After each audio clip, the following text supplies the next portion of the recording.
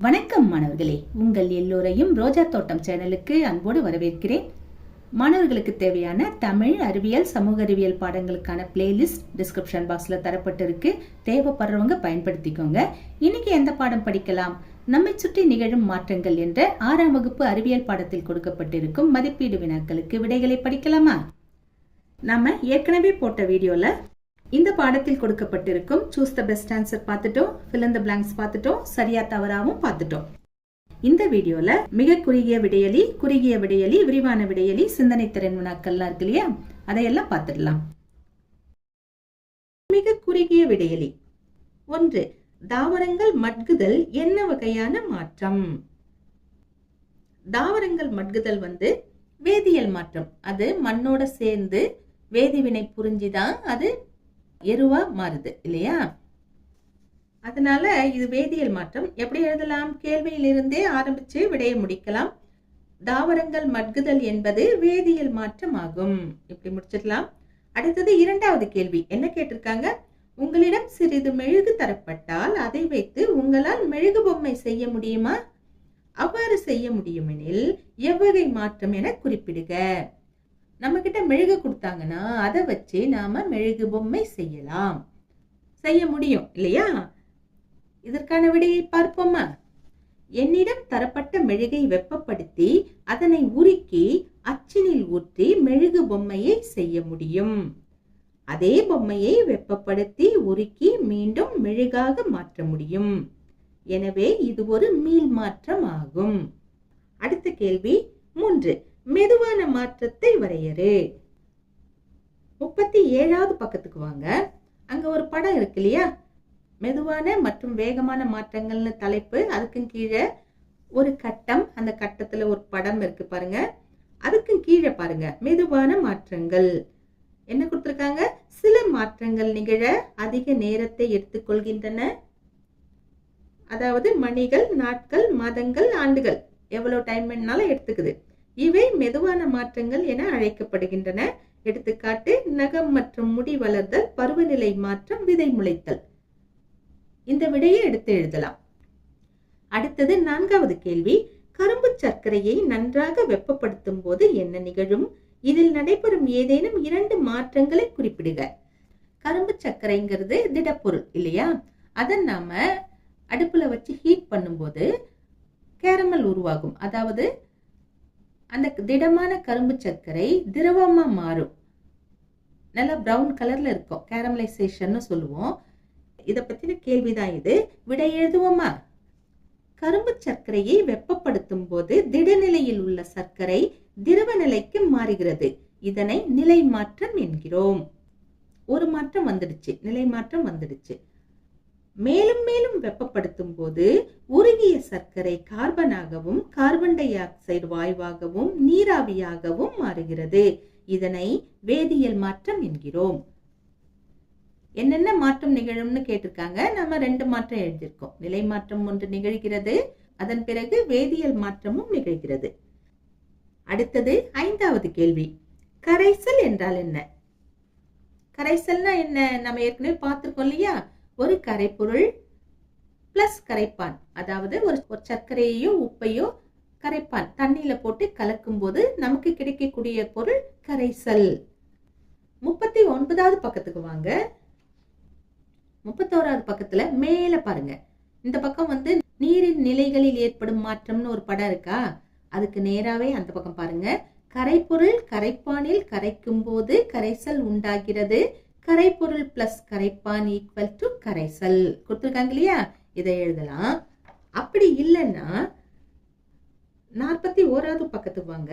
அங்க நினைவில் கொள்க அப்படின்னு பாடத்தின் கடைசியில பாயிண்ட் கொடுத்திருக்காங்க இல்லையா? அதுல கடைசி பாயிண்ட்டுக்கு மேல பாருங்க. கரைசல் அப்படின்னு கொடுத்திருக்காங்களா? என்ன டெபினிஷன் கொடுத்திருக்காங்க? கரைப்பொருளை கரைப்பானில் கரைத்து பெறப்படுகிறது இப்படி கொடுத்திருக்காங்க. நாம என்ன பண்ணலாம்?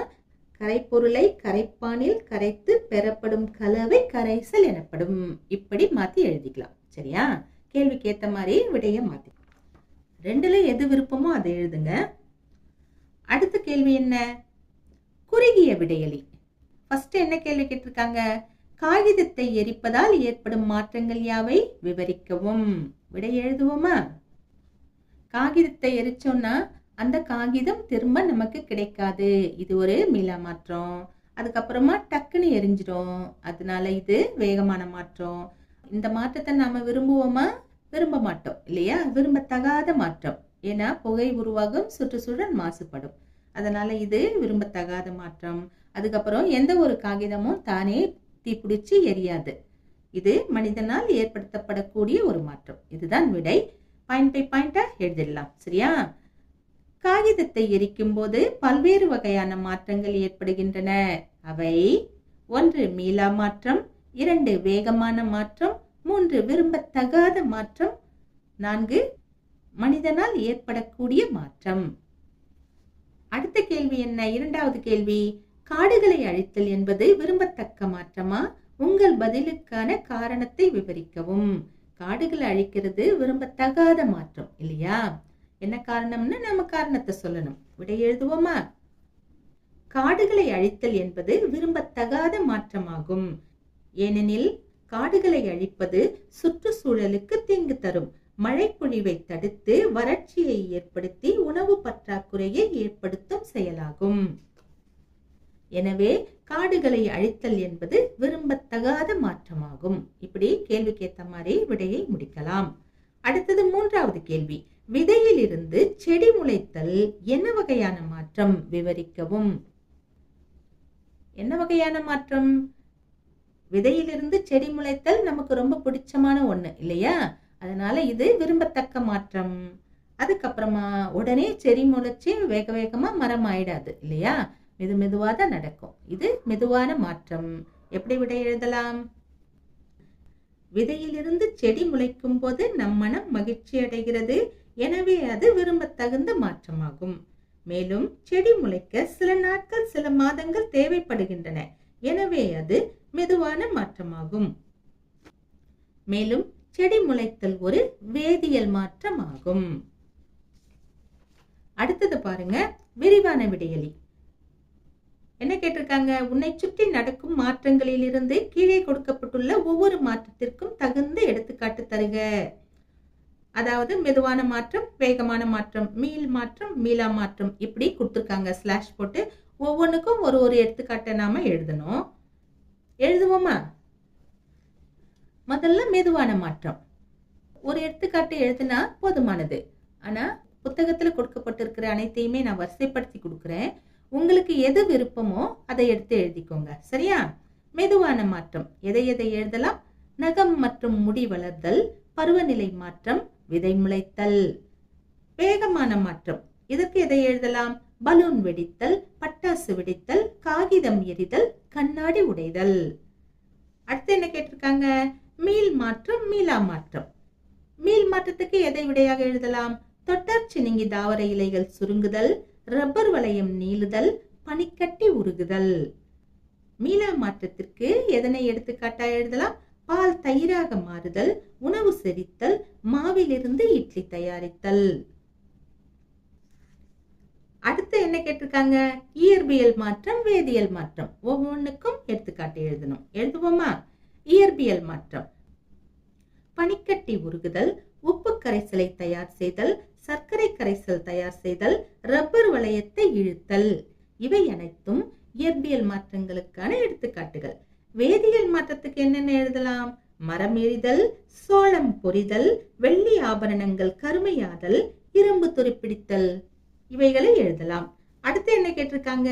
இயற்கையான மாற்றங்கள், செயற்கையான அல்லது மனிதனால் நிகழ்த்தப்பட்ட மாற்றங்கள். இவைகளுக்கு உதாரணம் கேட்கிறாங்க. இயற்கையான மாற்றத்திற்கு என்னென்ன எடுத்துக்காட்டுகளை எழுதலாம்? புவியின் சுழற்சி, மழை பெய்தல், அமாவாசை முதல் பௌர்ணமி வரை நிலவின் வெவ்வேறு நிலைகள். இவைகளை எழுதலாம். செயற்கையான மாற்றம் அதாவது மனிதனால் நிகழ்த்தப்படக்கூடிய மாற்றத்திற்கு எவைகளை எழுதலாம்? சமைத்தல், காடுகளை அழித்தல், பயிரிடுதல், கட்டிடங்கள் கட்டுதல். இவைகளை எழுதலாம். கடைசியா என்ன கேட்டிருக்காங்க? விரும்பத்தக்க, விரும்பத்தகாத மாற்றம். இவைகளுக்கு எடுத்துக்காட்டுகள் கேட்டிருக்காங்க. விரும்பத்தக்க மாற்றத்திற்கு என்னென்ன எடுத்துக்காட்டுகளை எழுதலாம்? காய் கனியாதல், பருவநிலை மாற்றம், தாவரங்கள் வளருதல், உணவு சமைத்தல், பால் தயிராதல் இவைகளை எழுதலாம். விரும்பத்தகாத மாற்றத்திற்கு எதை எதை எழுதலாம்? காடுகள் அழிதல், பழம் அழுகுதல், இரும்பு துருப்பிடித்தல் இவைகளை எழுதலாம். அடுத்தது உயர் சிந்தனை திறன் வினாக்களுக்கு விடையளி. என்ன கேட்டிருக்காங்க? ஒரு மெழுகுவர்த்தி எரியும் போது கீழ்காணும் மாற்றங்களை காண முடியும். என்னென்ன கொடுத்திருக்காங்க? மெழுகு உருகுதல், இது நடக்கும். மெழுகுவர்த்தி தொடர்ந்து எரிதல், ஆமா இதுவும் நடக்கும். மெழுகுவர்த்தியின் அளவு குறைதல், ஆமா குறையும். உருகிய மெழுகு திண்மமாக மாறுதல், ஆமா மாறும். மேற்கண்டவற்றில் எவற்றை எல்லாம் மீள் மாற்றமாக்கலாம்? உமது பதிலை நியாயப்படுத்துக. முதல்ல என்ன கேட்டிருக்காங்க? மெழுகு உருகுதல், இது ஒரு மேல் மாற்றமான யோசித்து எழுதணும். எழுதுவோமா? மெழுகு உருகுதலை மீள் மாற்றமாக்கலாம். மீள் மாற்றமாக்க முடியுமாங்கிறது தான் நம்ம கிட்ட கேட்டிருக்கிற கேள்வி, சரியா? மெழுகு உருகுதலை மீள் மாற்றமாக்கலாம். வெப்பத்தை நிறுத்தும் போது உருகுதலும் நின்றுவிடும், மீண்டும் மெழுகினை பெறலாம். எனவே இது ஒரு மீள் மாற்றமாகும். அடுத்து என்ன கொடுத்திருக்காங்க? மெழுகுவர்த்தி தொடர்ந்து எரிதல், இது மீள் மாற்றமா? இருக்காது. தொடர்ந்து எரிதல்னு அவங்களே கொடுத்துட்டாங்க. ஒரு மெழுகுவர்த்தி தொடர்ந்து எரிஞ்சுக்கிட்டே இருக்கும்போது அதனுடைய திரி காலியாயிட்டே தான் வரும், இல்லையா? எப்படி எழுதலாம்? மெழுகுவர்த்தி தொடர்ந்து எரியும் போது ஒரு கட்டத்தில் திரி முழுவதும் எரிந்து முடிந்துவிடும். எனவே இது ஒரு மீளா மாற்றமாகும். அந்த எரியறத மட்டும்தான் நாம இங்க யோசிக்கணும், சரியா? அத மீதி இருக்கிற மெழுக பத்தி யோசிக்க கூடாது. அடுத்தது என்ன தலைப்பு?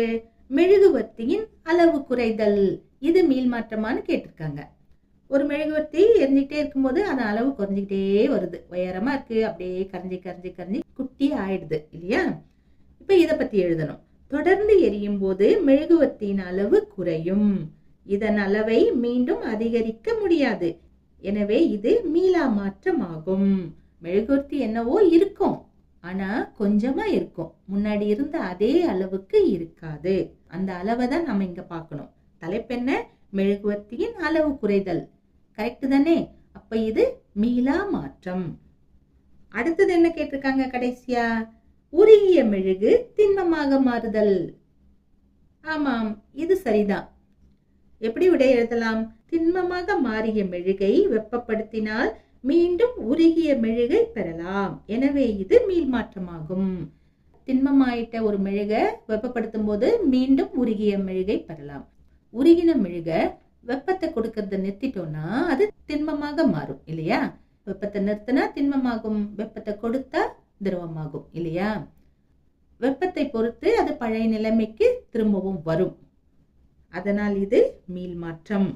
மாணவர்களே, இன்று நாம் நம்மை சுற்றி நிகழும் மாற்றங்கள் என்ற பாடத்தில் கொடுக்கப்பட்ட மதிப்பீடு வினாக்களுக்கு விடைகளை பார்த்தோம். நாம் வேறு பாடத்தோடு மீண்டும் சந்திக்கலாம். டாடா, பாய்.